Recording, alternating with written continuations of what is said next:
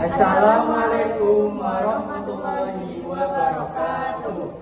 Kami dari kelompok 7 akan mempresentasikan tugas Mapel PKWU laporan hasil wawancara kewirausahaan di bidang bidang makanan. Yang pertama adalah pendahuluan. Latar belakang dari kewirausahaan ini adalah kewirausahaan adalah suatu sikap jiwa dan kemampuan untuk menciptakan sesuatu yang baru yang sangat bernilai dan berguna bagi dirinya dan orang lain. Kewirausahaan juga dapat dimaknai sebagai proses tindakan seorang wirausahawan sebagai orang yang selalu mencari sesuatu yang baru dan mengeksploitasi ide-ide tersebut menjadi peluang yang menguntungkan dengan menerima resiko dan ketidakpastian dengan perusahaan. Makanan atau panganan adalah zat yang dimakan oleh makhluk hidup untuk mendapatkan nutrisi yang kemudian diolah menjadi energi karbohidrat, lemak protein, vitamin, dan mineral merupakan nutrien dalam makanan yang dibutuhkan oleh tubuh. Cairan untuk dikonsumsi sering disebut minuman, tetapi kata makanan juga bisa dipakai untuk menggantikannya. Makanan yang dikonsumsi oleh manusia disebut pangan, sedangkan makanan yang dikonsumsi oleh hewan disebut pakan. Makaroni merupakan produk makanan yang cukup populer dan disukai oleh berbagai masyarakat. Makaroni banyak disukai karena cita rasanya yang enak, bentuknya yang unik, dan mudah dalam penyajiannya. Bahan baku pembuatan makaroni di Indonesia adalah tepung terigu. Makaroni telur atau biasa disebut dengan maklor merupakan makanan atau jajanan ringan yang disukai oleh banyak anak-anak hingga orang dewasa. Variasi rasa membuat makanan ini semakin banyak penggemarnya. Selain itu juga jajanan ringan ini juga mudah dalam pengolahannya. Dikutip dari www.hoops.id, penghasilan pelaku wirausaha penjual maklor bisa mencapai 800.000 per hari. Sehingga wirausaha ini menjanjikan untuk dijadikan ide wirausaha. Maka dari itu kami memilih untuk mewawancarai pelaku wirausaha maklor.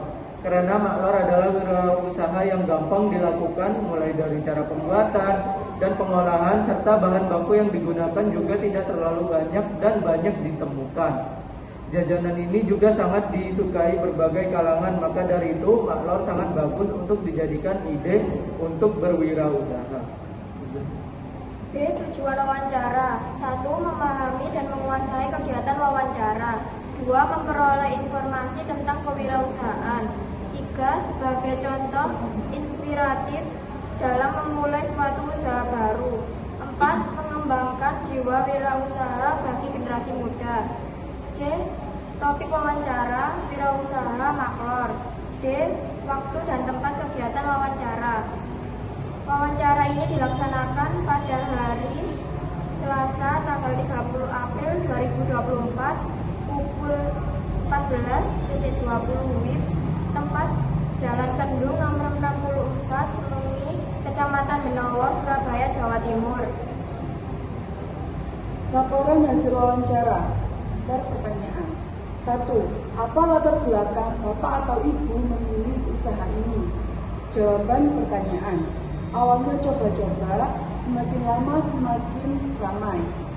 Yang kedua, bagaimana perkembangan usaha ini sampai sekarang? Jawaban pertanyaan, lumayan karena sudah 3 tahun menjalani usaha maklor. 3. Apa kendala yang dialami Bapak atau Ibu selama menjalani usaha ini? Jawaban pertanyaan, kendalanya jika para konsumen bosan dengan menu yang dijual. Yang 4. Bagaimana cara Bapak atau Ibu mengatasi masalah tersebut? Jawaban pertanyaan, membuat inovasi baru sehingga menarik para konsumen. Dan kelima, berapa modal yang Bapak atau Ibu keluarkan untuk membuka usaha ini? Jawaban pertanyaan, modal awal 4 juta rupiah. Yang keenam, berapa penghasilan per bulan atau per harinya? Jawaban pertanyaan, penghasilan per hari 300 sampai 400 ribu. Yang ketujuh, menurut Bapak atau Ibu, apa tips untuk menjadi wirausaha? Soal pertanyaan, konsisten, sabar, dan pantang menyerah dalam menjalankan wirausaha. Laporan hasil observasi. Nama pemilik usaha Bu Ayu. Alamat usaha Jalan Kendung nomor 64 Sememi, Kecamatan Benowo, Surabaya, Jawa Timur. Pada sore hari Selasa 30 April pada jam 14.20 kita pergi mencari pedagang maklor yang ingin kami wawancarai. Beliau adalah Ibu Ayu yang saat ini berprofesi sebagai pedagang maklor di Kendung, Kecamatan Benowo, Surabaya, berseberangan dengan pom bensin. Setelah bertemu dengan beliau, kami meminta izin untuk melakukan wawancara kepada beliau. Kami juga membeli dagangan beliau dengan maksud agar membantu melariskan dagangan tersebut. Setelah itu, kami pun memulai wawancara sambil menunggu pesanan kami selesai. Kami mulai dengan pertanyaan pertama, yaitu apa latar belakang beliau untuk memutuskan membuka usaha maklor dibandingkan dengan usaha yang lainnya. Menurut beliau, latar belakang dalam membuka usaha maklor ini karena beliau hanya ingin mencoba perdagangan maklor. Tapi siapa sangka usaha tersebut ramai dan sangat digemari para kalangan anak muda dan para kalangan yang sudah tua. Kami pun melanjutkan wawancara dengan pertanyaan selanjutnya, yaitu bagaimana perkembangan usaha ini yang Ibu Ayu jalani. Beliau menjawab bahwa perkembangan yang dia dapat lumayan karena beliau sudah menjalani usaha ini selama 3 tahun. Setelah itu kami pun tetap melanjutkan pertanyaan, yaitu kendala apa saja yang dialami Ibu Ayu dalam berwirausaha maklor. Beliau berkata bahwa kendala yang dihadapi beliau adalah di mana ketika konsumen mulai bosan dengan usaha maklor ini, beliau juga berpendapat bahwa untuk menghadapi kendala tersebut dibutuhkannya kreativitas untuk membuat inovasi-inovasi baru pada wirausaha maklor tersebut. Dalam berwirausaha maklor ini, beliau juga menyebutkan modal awal yang dibutuhkan, yaitu ada di angka kisaran 4 juta dan sedangkan modal per hari yang harus dikeluarkan di kisaran angka 300.000 hingga 400.000. Setelah itu kami pun menerima pesanan maklor yang tadi sudah kami pesan. Sebelum mengakhiri wawancara, kami memberikan satu pertanyaan terakhir, yaitu tips dari Ibu Ayu dalam menjalani suatu wirausaha. Beliau berpendapat bahwa dalam berwirausaha diperlukannya kekonsistenan, kesabaran, serta sifat pantang menyerah dalam berwirausaha. Kami pun mengakhiri wawancara dengan mengucapkan terima kasih kepada Ibu Ayu yang telah meluangkan waktunya untuk menerima wawancara ini. Kesimpulan, memulai usaha harus didasarkan dengan niat dan kerjasama. Jika usaha itu sukses, kita jangan pernah lupa dengan orang-orang di sekitar kita.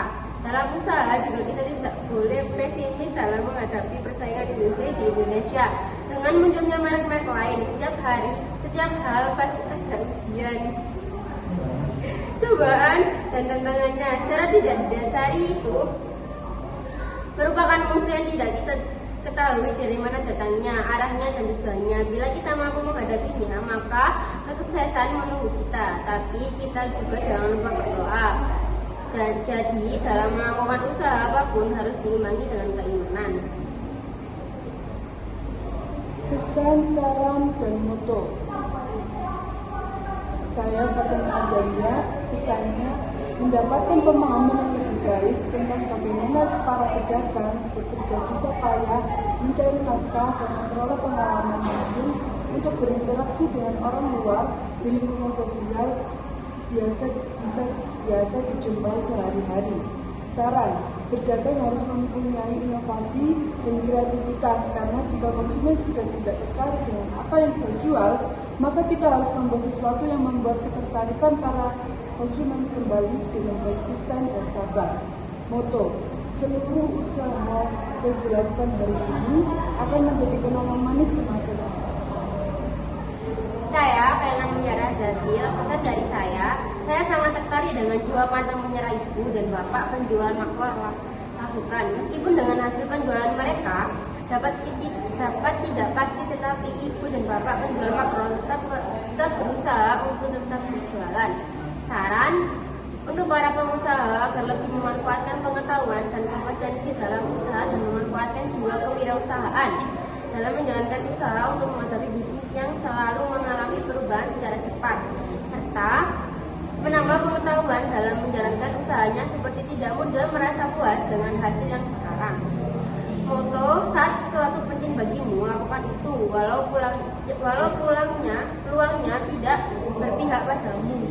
Saya Cahaya Dinda Rahasia.